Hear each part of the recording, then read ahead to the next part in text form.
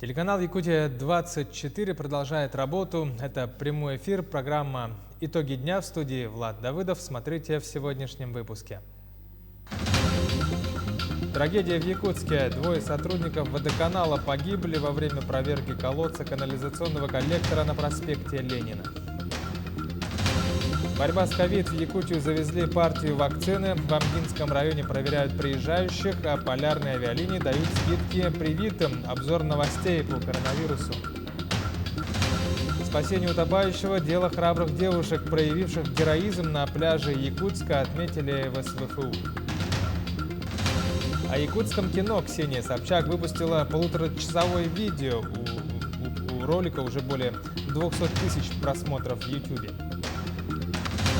Прямая линия. Завтра Владимир Путин будет отвечать на вопросы россиян. Свою просьбу президенту направили алданские юнармейцы.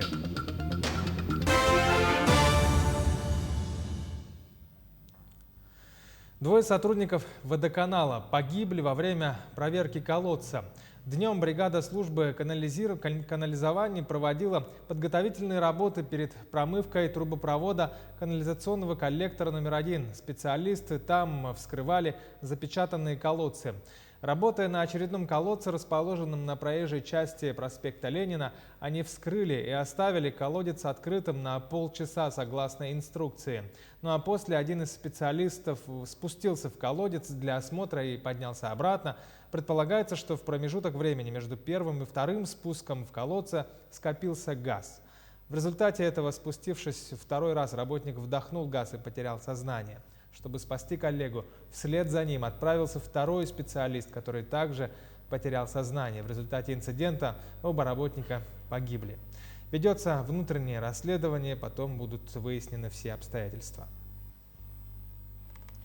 86 новых случаев коронавирусной инфекции выявили в республике за минувшие сутки. Из них в столице 55 заболевших, в Алданском районе 5, в Аймяконском 4, в Амгинском, Мегинохангаласском, Хангаласском районах по 3 инфицированных, в Булунском, Вилюйском, Горном, Мирнинском, Ниренгринском и Усть-Алданском районах по 2 случая за минувшие сутки, а в Момском районе 1 случай. Об этом сообщает оперативный штаб. По данным учреждений здравоохранения, на настоящий момент осложняется ситуация в 2 районах нашей республики. Это в Верхневилюйском и Усть-Алданском районах. Необходимо обратить внимание, что основные очаги в Верхневилюйском и Усть-Алданском районах связаны с приездом к родственникам непосредственно из города Якутска, из других городов Российской Федерации гостей. В связи с этим еще раз обращаем внимание на необходимость соблюдения норм, в том числе собственной безопасности, через вакцинацию, при условии того, что к вам, соответственно, гости приезжают. Эпидобстановка в Ниренгринском районе обостряется все больше. На этой неделе по сравнению с прошлой прирост составляет 30%. В основном заболевшие это люди трудоспособного возраста от 30 до 50 лет. Однако стоит отметить, что более чем в 2 раза возросло количество заболевших людей старше 60 лет и появились вместе с тем случаи среди детского населения. В случае, конечно же, ухудшения ситуации мы уже будем со своей стороны организовывать санитарно-эпидемиологические расследования.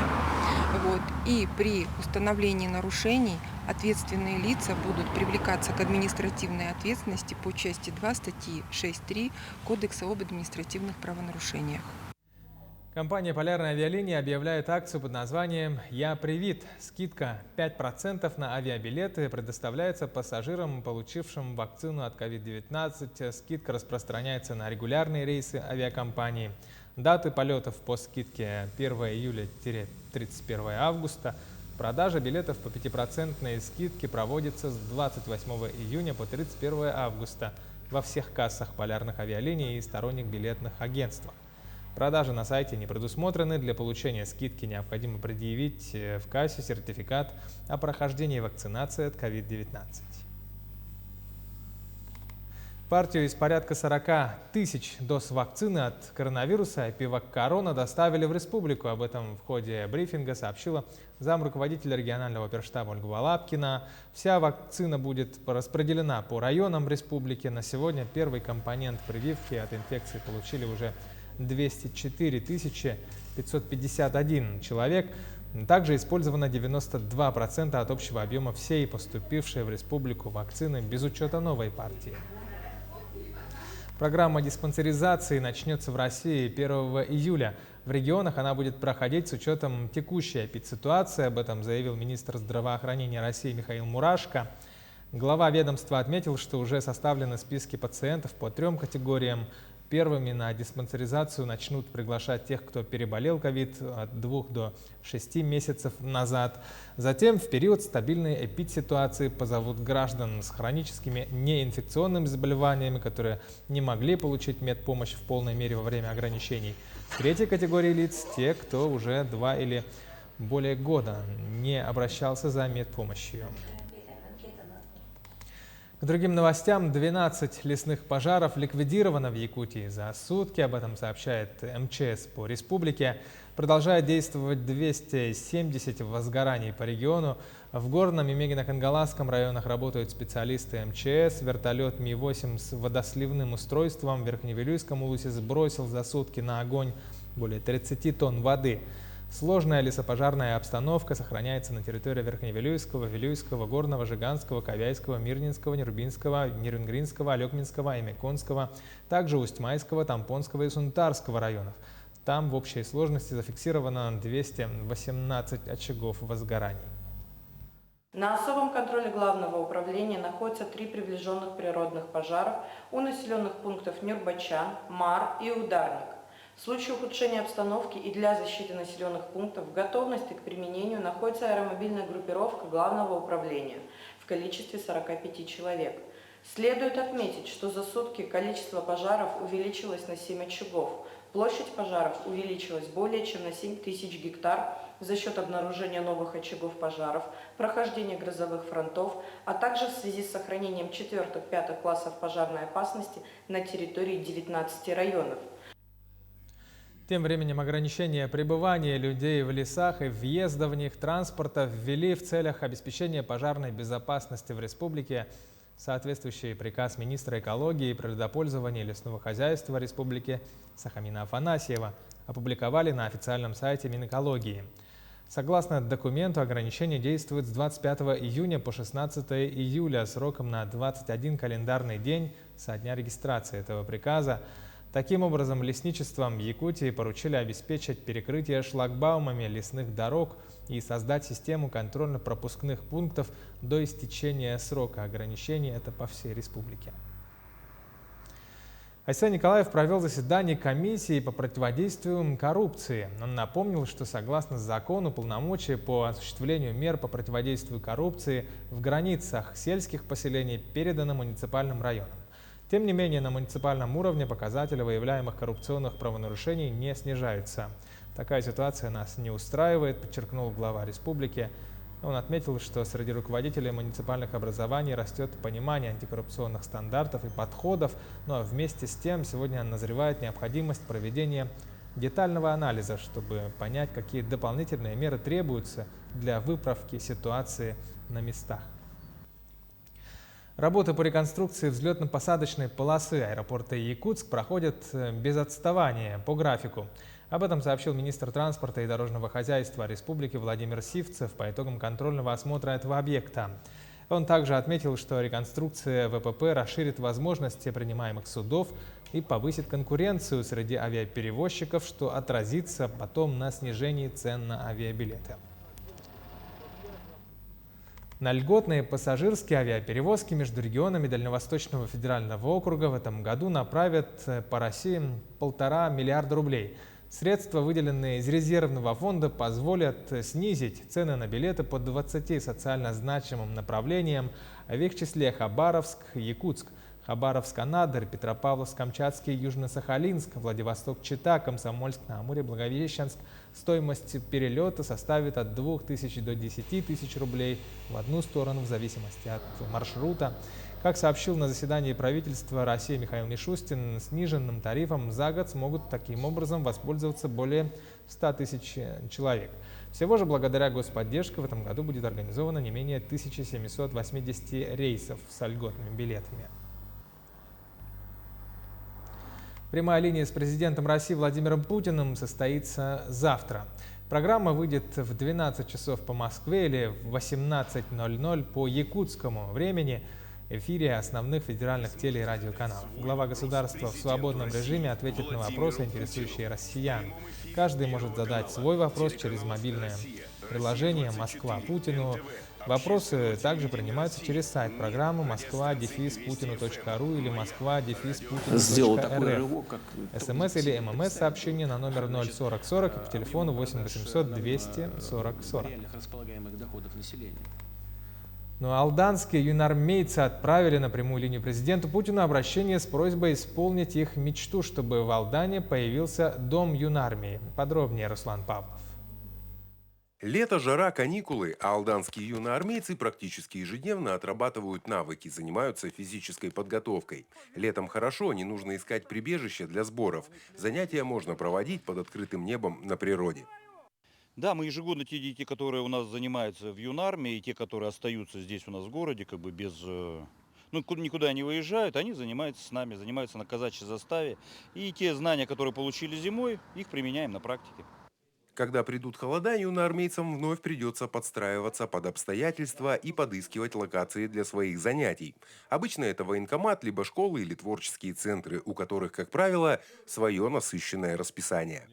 У нас нормально, хорошая, отличная даже материальная техническая база, но вот есть такое маленькое «но», которое все вот это маленечко омрачает. То есть нет своего здания. Там, где мы бы занимались, никому не мешали, и могли бы большее количество детей привлечь к себе.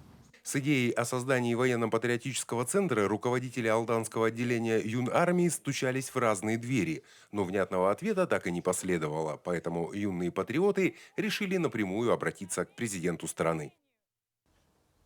Уважаемый Владимир Владимирович, мы, юнармейцы алданского отделения Юнармии Якутии, просим вас исполнить нашу мечту. Мы хотим, чтобы в городе Алдане появился центр военно-патриотического воспитания, а точнее Дом юнармии, центр «Авангард». У нас есть силы, желание, энтузиазм и небольшой кабинет, в котором мы просто не помещаемся, и нет спортзала. С появлением своего дома мы создадим нормальные условия для развития и привлечем в наши ряды еще больше детей, которые в будущем верой и правдой будут служить своему отечеству и юноармейскому движению. Видеообращение отправлено на ресурс прямой линии президента, а юноармейцы надеются, что их мечта сбудется и они обретут свой собственный дом. Руслан Павлов, Георгий Баранов, Алдан. Продолжается работа Всероссийского научного молодежного форума под названием «Актуальные проблемы и перспективы развития геокриологии». Мероприятие в очно-заочном формате проходит в столице. Участие принимают 140 молодых мерзлотоведов, как из российских регионов, так и из США, Китая, Англии, Индии, других стран мира. Помимо научной конференции, организаторы запланировали полевую школу, семинар, который пройдет на Касылсырских Тукуланах Вилюйского района. Помимо ученых, в мероприятии принимают участие и промышленные компании, для которых изучение вечно мерзлых грунтов – одна из важных составляющих работы. ЕТЭК, в первую очередь, конечно же, мы поддерживаем научное сообщество в части геологии, изучения, скажем так, геологического изучения наших недр. И если мы говорим о геокриологии, то это еще одно направление, которое также мы поддерживаем, потому что, как сказал, наша стройка, наше водоснабжение, наше бурение, это все лежит, так сказать, в створе знания, и связанного и с этой наукой, помимо геологии. Героизм девушек, спасших утопающего на пляже Якутска, отметили сегодня в Северо-Восточном федеральном университете. Одна из них оказалась выпускницей СВФУ, где получил диплом спасателя. Конечно, это уникальный случай, да, и для нас очень важно то, что наши девушки спасли человека, потому что это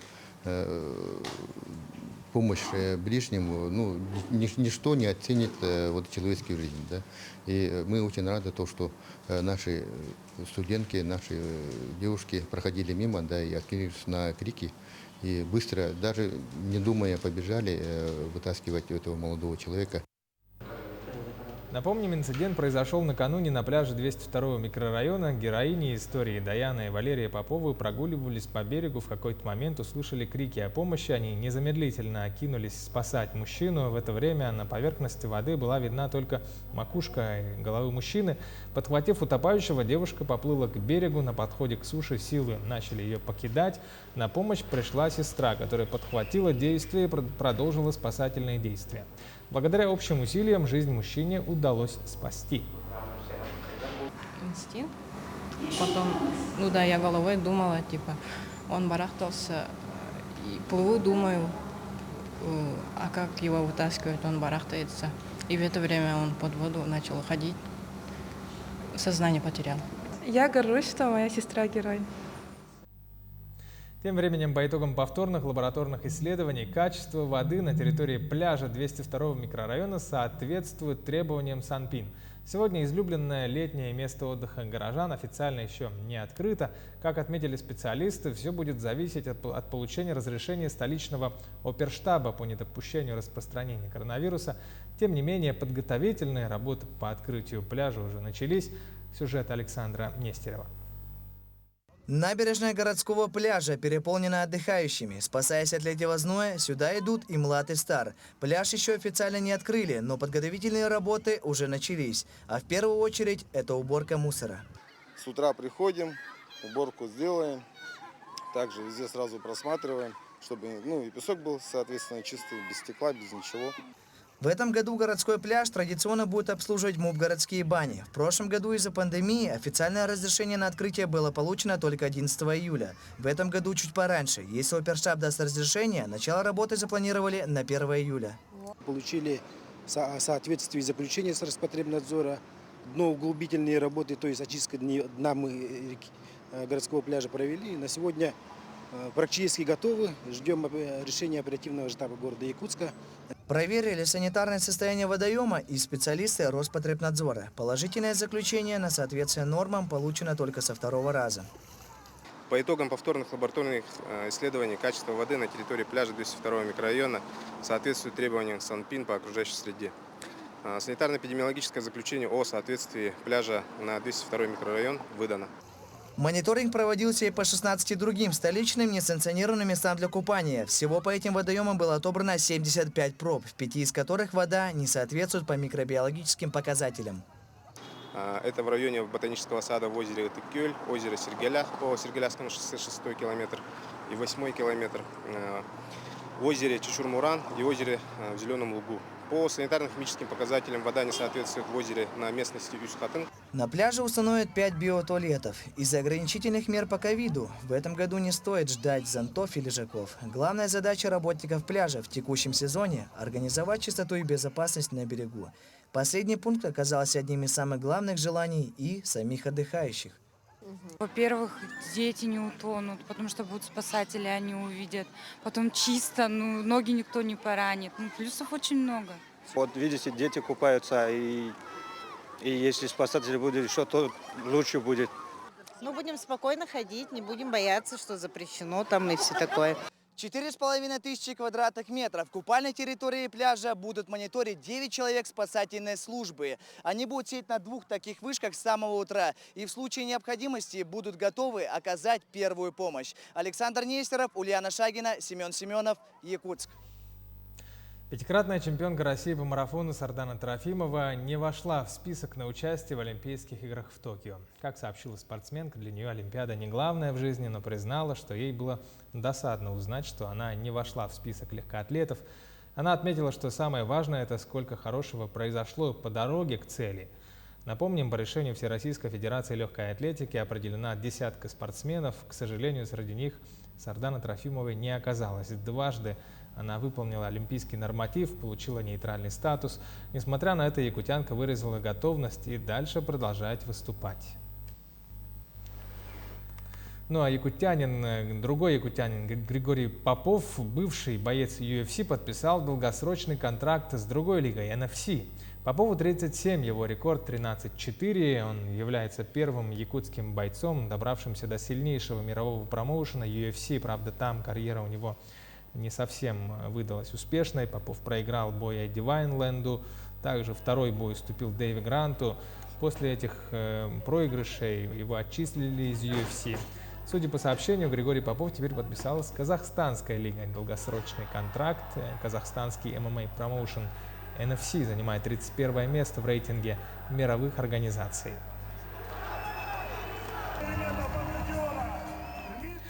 Как снять фильм за 1,5 миллиона рублей и победить на Кинотавре? Известная телеведущая и блогер Ксения Собчак выпустила полуторачасовой фильм о якутском кино. Она отметила, что Якутия на 3-м месте по производству фильмов после Москвы и Петербурга.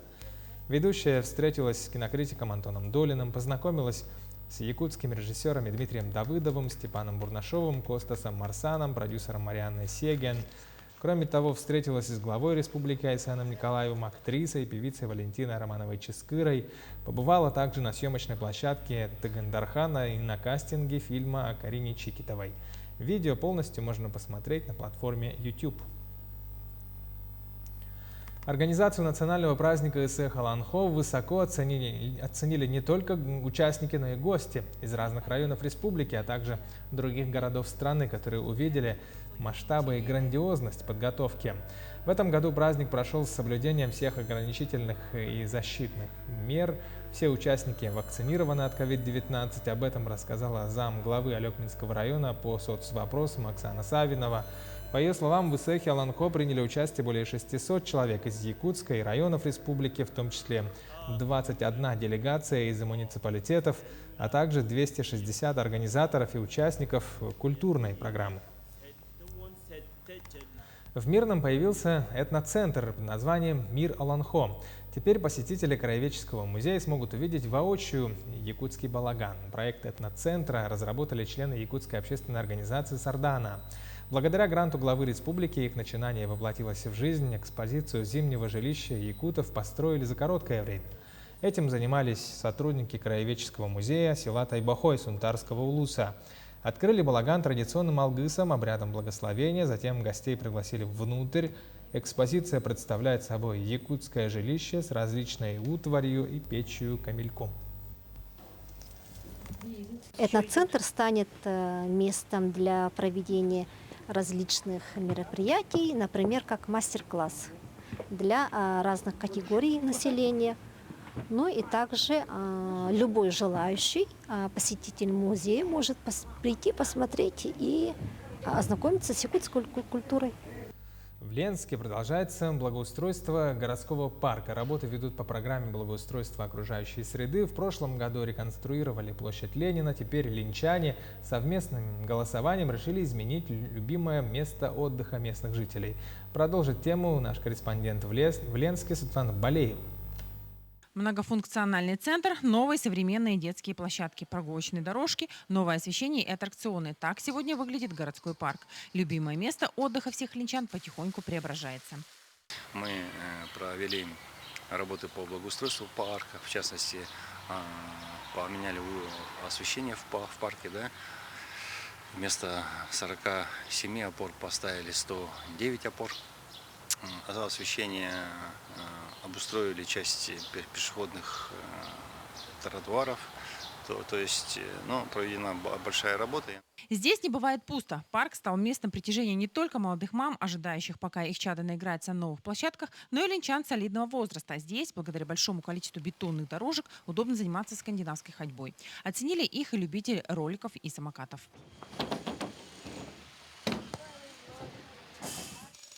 Детвора приходит в парк ежедневно. Здесь они встречаются с друзьями, общаются и много времени проводят на скейт-площадке, осваивая новые трюки.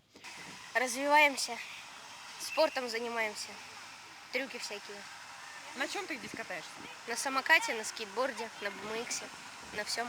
Тут появились новые площадки, тут стало еще красивее, появились новые лавочки. Улучшили здесь и основную инфраструктуру. Обновили дорожки, заменили урны и скамейки. На благоустройство парка затратили около 28 миллионов рублей. Все работы проведены в рамках формирования новой комфортной городской среды. Светлана Балеева, Виталий Андреев, Ленск. В завершении выпуска о погоде южный ветер со скоростью 3,8 метров в секунду прогнозируется в Якутске. В ближайшие сутки температура воздуха ночью составит плюс 14, плюс 16. В последний день июня столбик термометра поднимется до плюс 32-34 градусов. На сегодня в 3 часа дня в столице республики было плюс 33. Самая жаркая погода по Якутии сегодня зафиксирована в селах Этыкёль, в Татте и в Теплом Ключе Тампонского района, где воздух прогрелся до 34 градусов. Ну а самая низкая температура была сегодня зафиксирована в Тиксе, в Булунском Улусе, плюс 1 градус. Это были итоги дня на Якутии 24. Смотрите нас и будьте всегда в курсе.